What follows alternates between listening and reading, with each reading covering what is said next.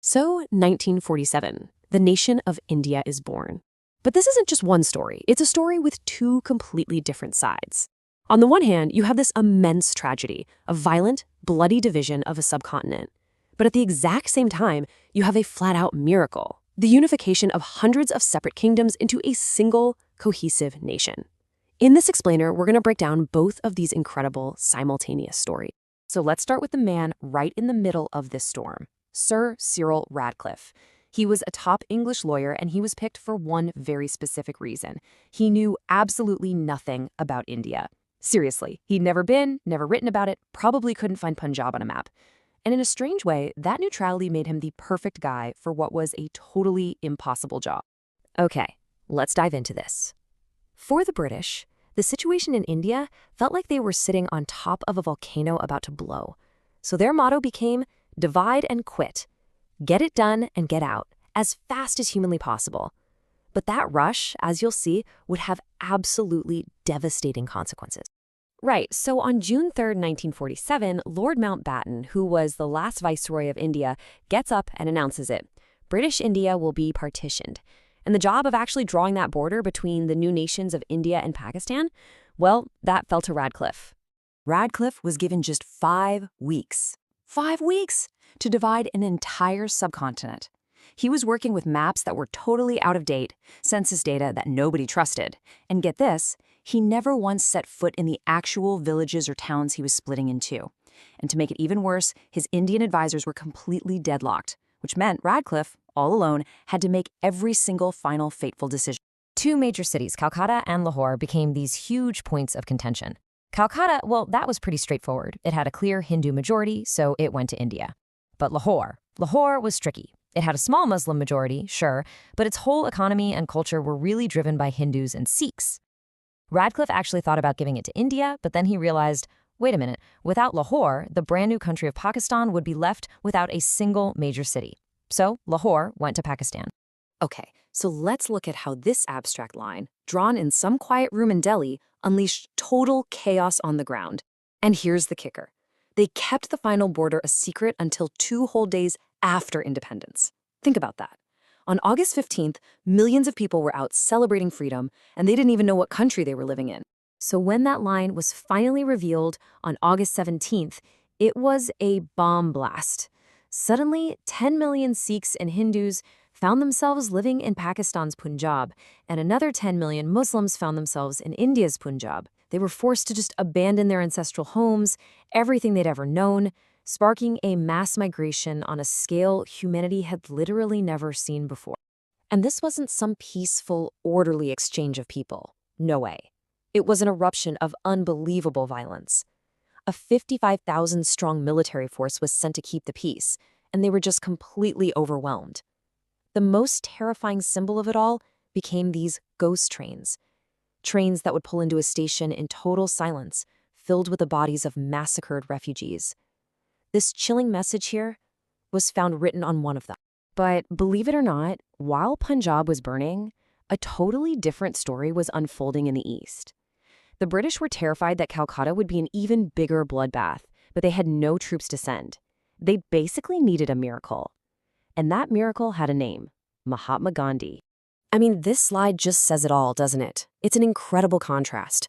Lord Mountbatten himself had practically begged Gandhi for help, calling him his one-man boundary force. Just think about that. 55,000 soldiers couldn't keep the peace in Punjab, but this one 78-year-old man with nothing but his own conviction managed to do the impossible in Calcutta. And his method, it was pure political genius. First, he moves into a rundown house with H.S. Suvarwadi, the one-man Hindis blamed for riots that had happened the year before. When violence did eventually flare up, Gandhi started a fast to the death. The news just exploded across the city. And within 3 days, the city's conscience was completely shaken. Gang leaders literally came to his bedside, confessed what they'd done, laid down their weapons, and swore to protect the very people they'd been attacking.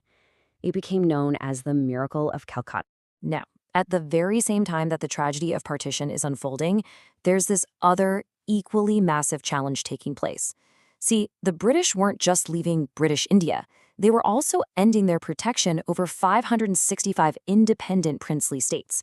And these kingdoms were now totally free to join India, join Pakistan, or just declare themselves independent.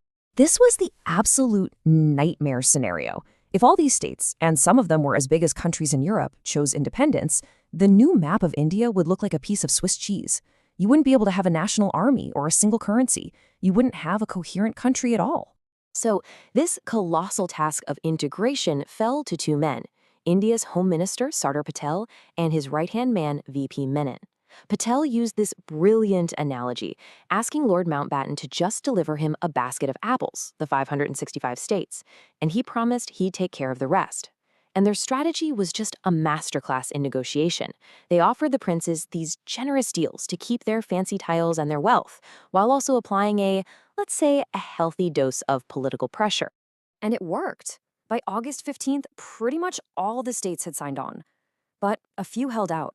And they became these flashpoints of high-stakes drama that would end up shaping the entire region for decades to come. Now, this is where it gets really fascinating. The two most difficult states, Junagadh and Kashmir, were perfect mirror images of each other. As you can see, Junagadh had a Muslim ruler in charge of a mostly Hindu population, while Kashmir had a Hindu ruler in charge of a mostly Muslim population. Their fates were going to be decided in very different and very dramatic ways. The story of Junagadh is just one of the weirdest footnotes in modern history.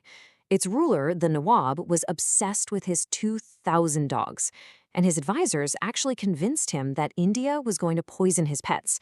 So he declared that his state, which was completely surrounded by India, by the way, would join Pakistan.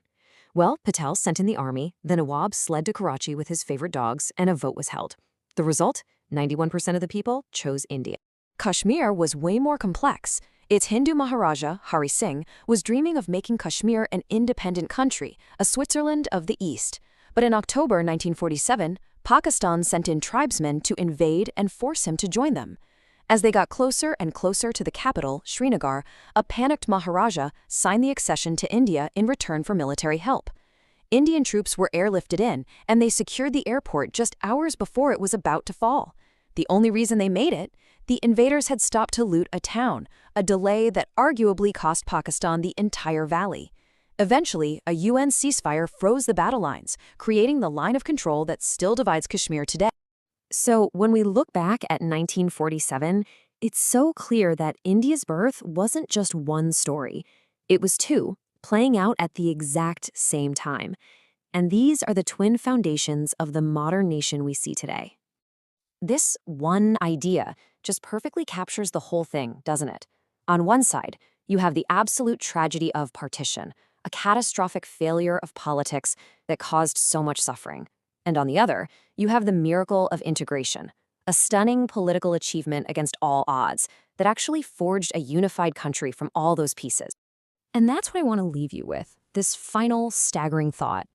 We, and rightly so, always remember the tragedy of the line that divided a nation. But it's just as important to remember the miracle of the map that was pieced together.